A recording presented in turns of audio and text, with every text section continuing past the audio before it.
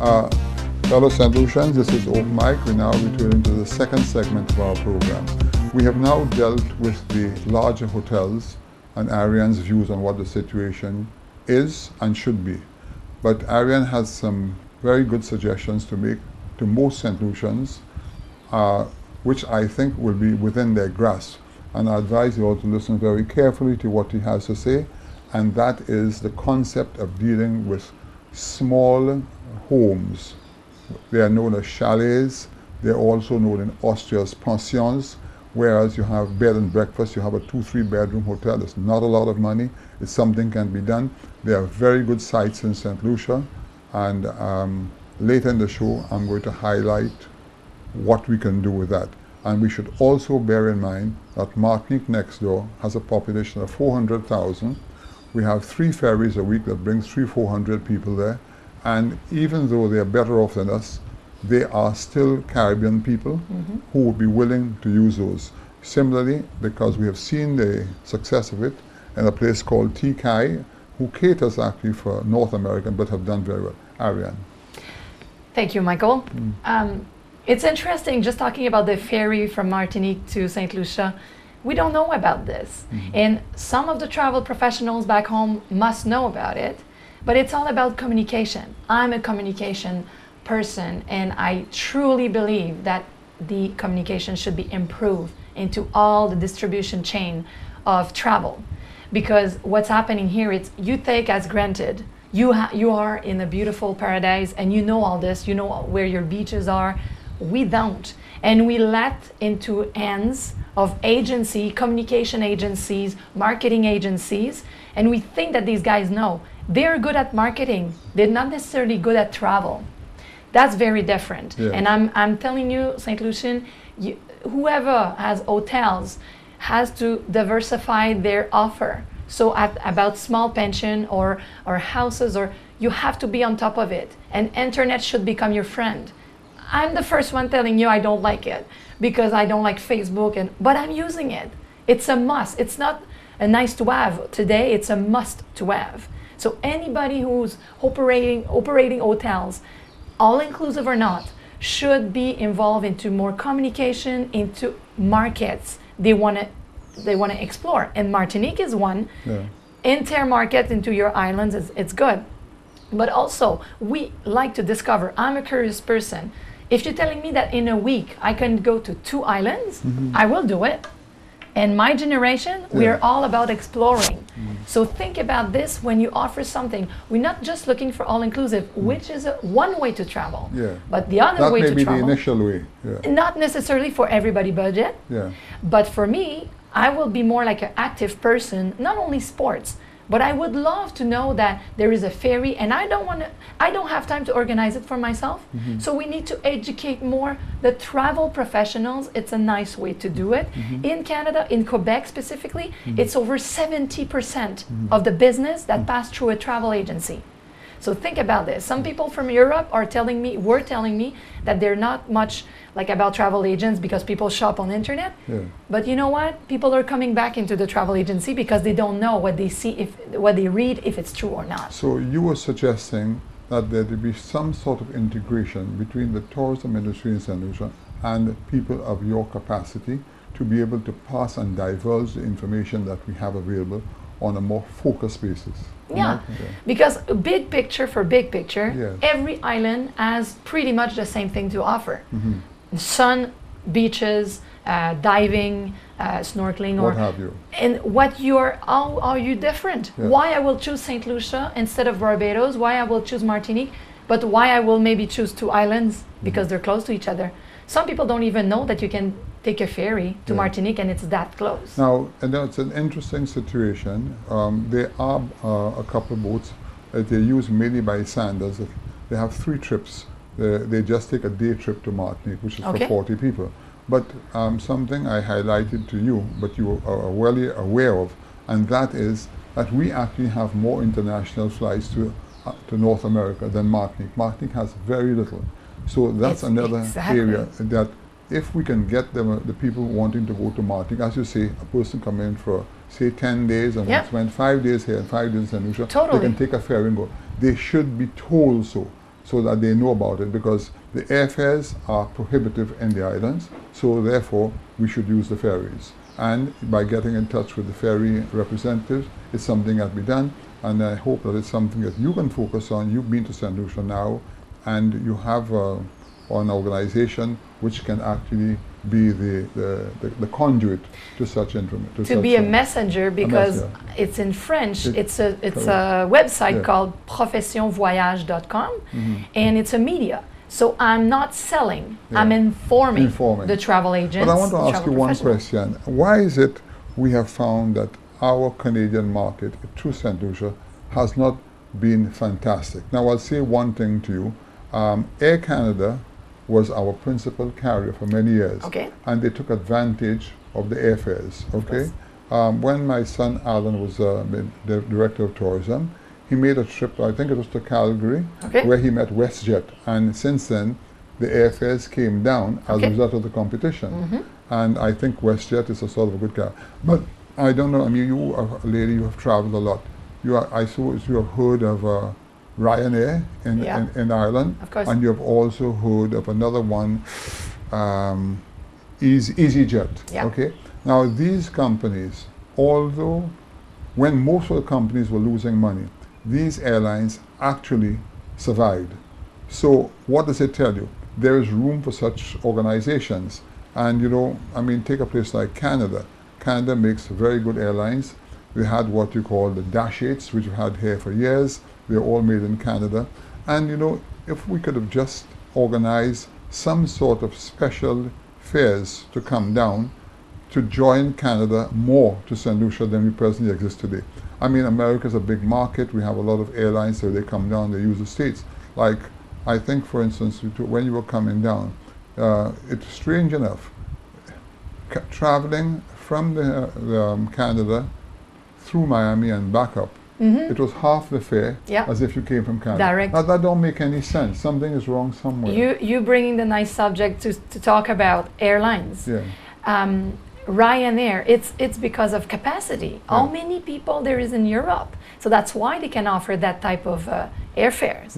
But the fact is, I always say, plane or the bus of tomorrow. And from my point of view, it should be more accessible. We all know that they have problems with the airlines company has money problem, financial problem, but in a way, they are the key solution to help. Because you can't swim to St. Lucia. Well, if you want to swim, you can have such a swim, right? But seriously, there is direct flight coming to St. Lucia.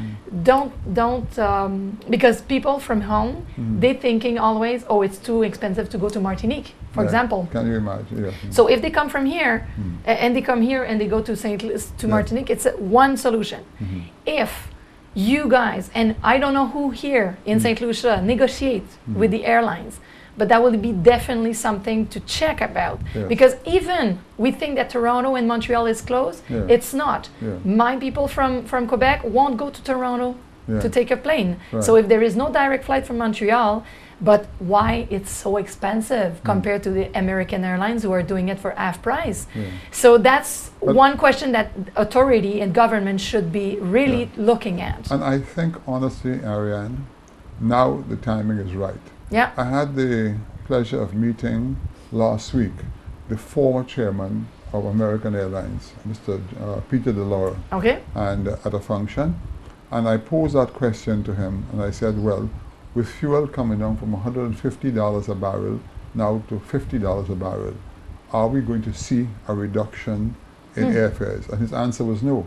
He said to me, what's going to happen is that the amount of debt that these airlines have contracted over the years, they're going to apply it to the debt. But what he told me we'll see more windows of opportunity if you are internet savvy to get those inexpensive fares.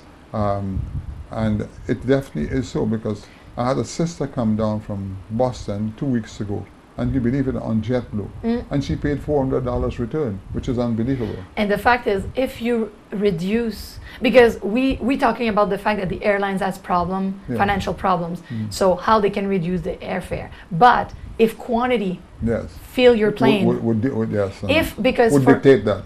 Exactly, because in Canada, for example, to go to Sept-Îles, which is like in the same province, Yes.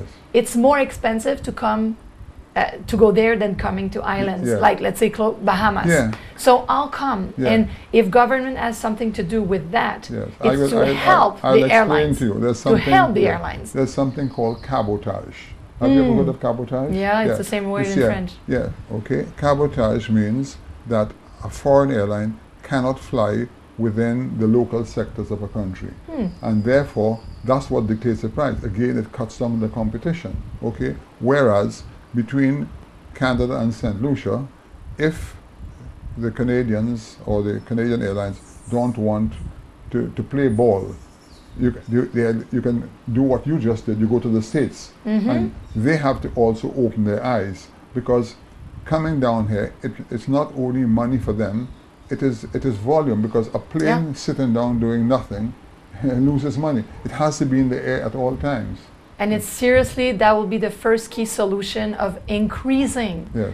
the tourism, but not only Canadian, but inter-islands. Yes. Because if, let's say you have a low airfare about like, and you're in I know. wherever, Bahamas is cold these days. Yeah. So if you're in Florida, you want to Yeah. come to St. Lucia for a weekend. Well, unfortunately, Ariane, the Bahamas and Jamaica, though they're part of the Caribbean, are totally disconnected. We have no airfares. To get to the Bahamas, you have to go through Miami. So why? Which is crazy. Well, it has been so. Why? The answer is very simple. Bahamas is by itself. There is insufficient population in Bahamas with the capacity to fly, okay? Whereas, and the distance is a distance. But by the same token, what has to be done, that is where I praise American Airlines for what they did, because American Airlines had a good long run for 25 to 30 years, longer than any other international carrier in the Caribbean, because they created the hub in San Juan, and they had the American Eagle. So what they did is they put everybody into San Juan, and they disseminated those people. And I think in the case of the Bahamas, what they have to do is that, or not they, the Bahamas, because they don't have the money to do it, but people like American Airlines and these other airlines need to bring them to a particular hub. For instance, I give an example, and I'm sure you're probably aware of that. The Dominican Republic has become exceptionally, what I would say, critical in the tourism field, because they're attracting 600 flights a week now in the Dominican Republic. But why? Yeah, well, I can answer that. One, their labor costs are lower. Two, they plant a lot of they grow their own food, okay? And there's a place called, I think, not Puerto Plata, there's another name for it, and the government of the Dominican Republic actually leased it out to a gentleman, and thousands of apartments went up there. And it is unbelievable, the quantity of Europeans that go there. And because now, it's accessible. now the Dominican Republic is not very far from us. And I've said time and time again to the powers that be, instead of looking at places like, say, getting a plane from Brazil to come to St. Lucia, which is impossible. Barbados tried it and it failed. Okay. What they need to do is actually, when those people reach the Dominican Republic, they need to make a deal and to share a couple of days. Now, naturally, the people in the Dominican Republic would not want to part with their customers, but there are ways and means of doing it, because you can offer for an extra, you could fly, and we could send our plane there. In fact, Liatin is now flying to the Dominican Republic. Another place is Panama. Now you have it's becoming very popular, and we have direct flight now. Because you have that airline. If you Copa give me Airlines. Copa Airlines. Yeah, which is unbelievable. Yeah, and the nice thing about it now, imagine that Copa Airlines is 1.5 hours from St. Lucia direct, 1.5 hours. That's not and far. when Adams was the director of tourism, he actually met with the Ministry of Tourism here, and a lot of the groundwork has already been set up, because it is also predicted that China is going to be the new impetus as far as tourism is concerned, because they have a lot of money, and because they do such an amount of business with Panama, by using Panama as a depot for all their things. There's another airline called, give me a chance here, it's called Ever Air. ever air, okay? I went to Taiwan maybe 10, 12 years ago with the former Prime Minister, Sir John Compton, and I met with the Ever Air people, and they fly regularly, and they would be willing, and in conjunction with Copa, because Copa already flies to Trinidad. And it brings us back to the same subject about focusing on different markets, trying to put all our energy, like for you, St. Lucian, you have to look at what you have to offer to who you want to offer it, and it's a communication and a marketing. You can have the best products and the best service. If you don't know about it. If you don't know about it. That's it. You're not going to sell stays it. On your hand, correct. So it's all about who you're going to marketing to, who you're going to promote, because you're not going to promote the same way to Canadians that you're going to promote to Korean or Chinese. And in Europe now, I've been in Europe lately, and full of Chinese. There are a lot of people, a lot of density of population. So this is maybe a huge other market to look at. But also, wouldn't you say that before you target a market, one needs to find out what is it the Chinese people are looking for? We know they go to Europe, a lot of them go there to buy. And they like going to Paris, they like to see this. They like to take pictures. Yeah, I know. They like to take pictures, and they don't necessarily like really crazy about history and stuff. They're taking pictures, and they want to say that they were there. Okay. They want to say, we've been there, we've been there, we've been there. But I suppose, when you say I've been to Paris, Paris is rather exotic. When you say you come to an island like St. Lucia, which I suppose maybe 99.99% of the Chinese people don't even know about. No, and they will be crazy about taking pictures with the pitons. I can tell you that. Yeah.